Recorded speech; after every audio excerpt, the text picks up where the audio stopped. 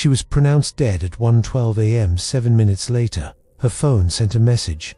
It was a message that would defy every explanation, turning a routine tragedy into a chilling, modern mystery. What happened in that apartment, and how could a message be sent from beyond the grave?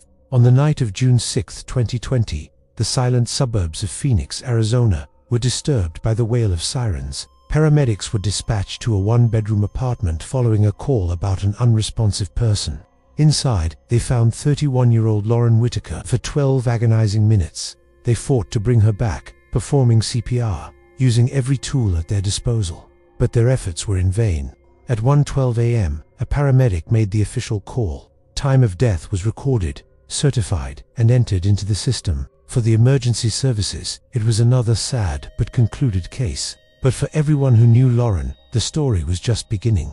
To understand the strangeness of what happened next, you first have to understand Lauren. She wasn't a risk-taker. By all accounts, she was the opposite. She worked a stable job as an accounts coordinator for a regional logistics company, a role that suited her methodical and organized nature. She lived a quiet life, alone in her tidy apartment. She had no criminal history, no known medical conditions that would signal a sudden health crisis, and certainly no signs of depression or mental distress. Her friends described her as someone who thrived on routine. She was careful, planned her days, and was known for her reliability. Nothing about her life, her personality, or her habits suggested she was in any kind of danger. She was the last person you'd expect to be at the center of an inexplicable event. But at 1:19 a.m., just 7 minutes after Lauren was officially declared dead, her sister Megan's phone lit up with a notification.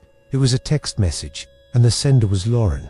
Megan's heart probably skipped a beat, seeing her sister's name pop up so late. But the message itself was deeply unsettling. It read, "I'm sorry, I didn't mean for this to happen." Confused and alarmed, Megan immediately tried to call Lauren back, but the call wouldn't go through. It failed to connect, ringing out into silence. The phone, which had just sent a message, was now offline. Megan didn't know it yet, but at the exact moment she was trying to call, paramedics were still in Lauren's apartment, documenting the scene. Lauren was already gone. The message, however, was very real, and it had just opened a door to a series of questions that no one could answer.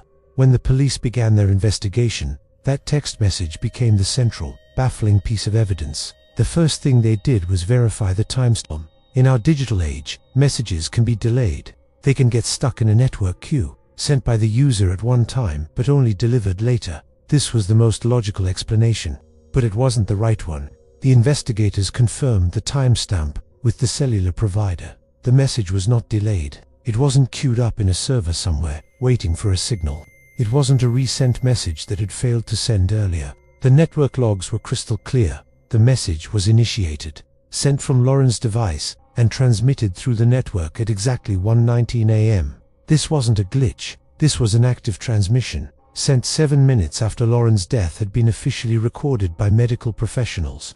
The focus shifted to the phone itself. Officers found Lauren's smartphone lying on her kitchen counter, face down. The screen was dark. The battery was critically low, sitting at just 2%. They examined it meticulously. No apps were running in the background. The call log showed no outgoing calls after midnight. They searched for any scheduled messages, but there were none. They scoured the device for any kind of automation software, like IFTTT or other third-party apps that could trigger an action based on a specific condition. They found nothing. The phone was, for all intents and purposes, a standard, unmodified device. There was absolutely nothing on it that could explain how it had composed and sent a text message on its own. With the phone offering no clues, investigators turned their attention to the physical environment, Lauren's apartment. If someone else had been there and sent the message, there would have to be evidence, but the scene was clean. There were no signs of forced entry. The front door had been locked from the inside, with the deadbolt engaged. All the windows were closed and secured. The building's security cameras, which monitored the hallways and elevator, showed Lauren entering her apartment alone at 12:48 a.m.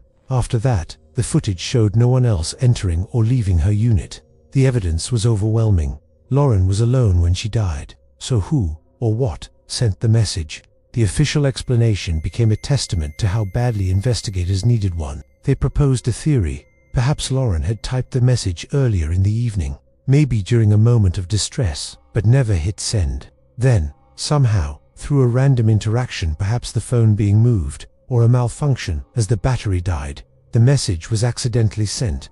It was a plausible enough theory to write down in a report, but it fell apart under scrutiny. The phone's own internal logs, stored deep within its operating system, directly contradicted this idea. The data showed that the text message was created and sent in the same minute, 1:19 a.m. There was no draft saved. No earlier version of the text was found anywhere on the device. The message wasn't pre-written. It was composed and transmitted in a single, instantaneous action, long after Lauren could have physically done it.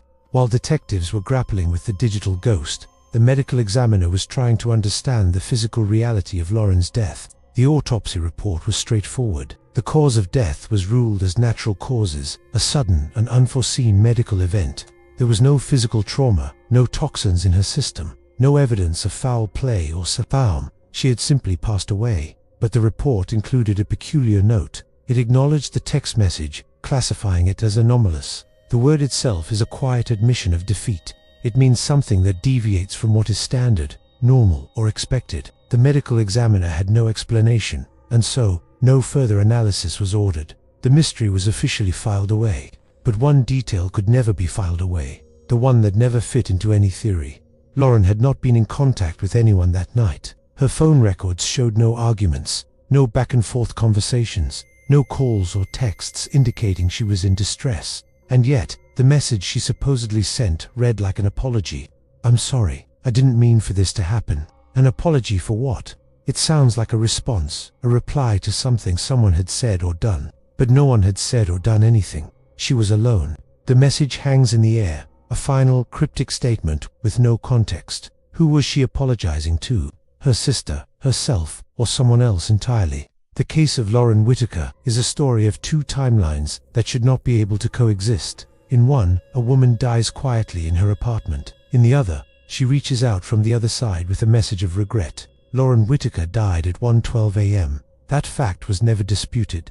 What no one could explain was who her message was meant for and why it arrived after she was already gone. Thank you for watching.